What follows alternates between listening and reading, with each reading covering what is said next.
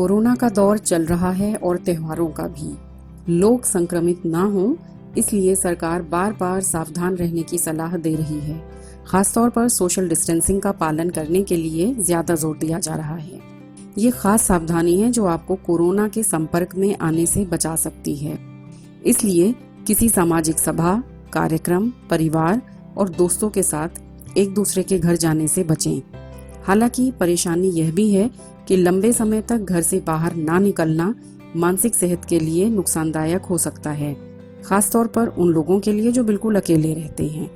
बहरहाल इस बात को नजरअंदाज नहीं किया जा सकता कि उत्सव, पारिवारिक समारोह और सभाएं भी होती रहती हैं। अब ऐसे में अगर लोग पर्सनल गैदरिंग, सभा या सामाजिक कार्यक्रम में जाना चाहते हैं तो वो फिजिकल डिस्टेंसिंग को समझकर और आगे बताई जा रही टिप्स की मदद से अपनी रक्षा कर सकते हैं। नंबर 1, खतरे को समझें।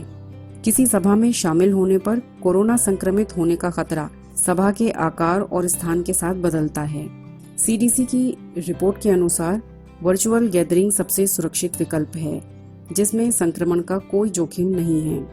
जब बहुत थोड़े से लोग एक साथ इकट्ठा होते हैं तो खतरा ना के बराबर होता है या मध्यम हो सकता है, लेकिन जब काफी संख्या में लोग इकट्ठा होते हैं तो खतरा बहुत ज्यादा हो जाता है।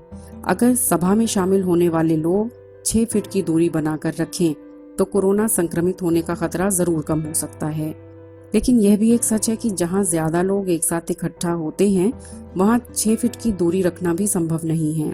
हाँ, इससे भी फर्क नहीं पड़ता है कि सभा या कार्यक्रम में शामिल होने वाले लोग परिवार के हैं या बाहर के हैं।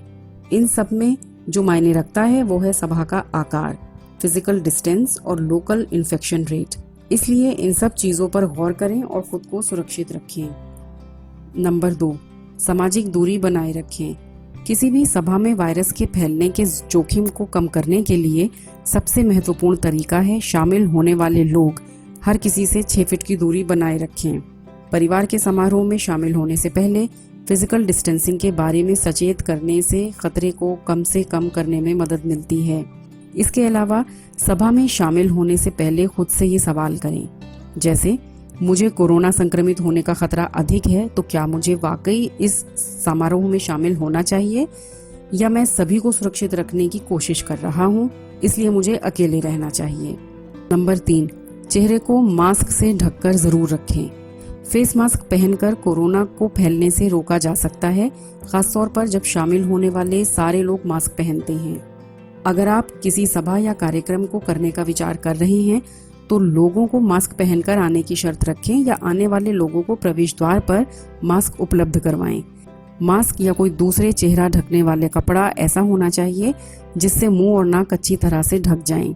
अलग अलग अध्ययनों में यह पाया गया है कि सभी तरह के मास्क कोरोना संक्रमण के फैलने के जोखिम को कम कर सकते हैं, लेकिन N95 और सर्जिकल मास्क ज्यादातर कारगर होते हैं। पूरे समारोह या कार्यक्रम के दौरान अपने चेहरे को ढककर ही रखें।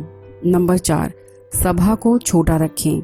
लोगों के साथ कम समय बिताना खासतौर पर छोटी जगह पर वायरस के खतरे को कम कर सकता है। सभा का आकार छोटा होने से फिजिकल डिस्टेंसिंग का पालन आसानी से हो जाता है और वायरस के फैलने की संभावना भी कम हो जाती है। जो सुरक्षित रहना चाहते हैं वे सभा के आकार को छोटा कर सकते हैं।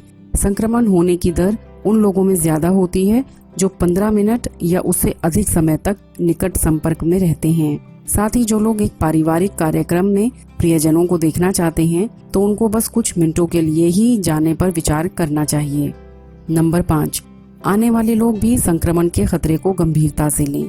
एक सभा और समारोह के खतरनाक होने और न होने का पता इस बात से भी लगाया जा सकता है कि सभा में शामिल होने वाले लोग संक्रमण के खतरे को कितनी गंभीरता से लेते हैं।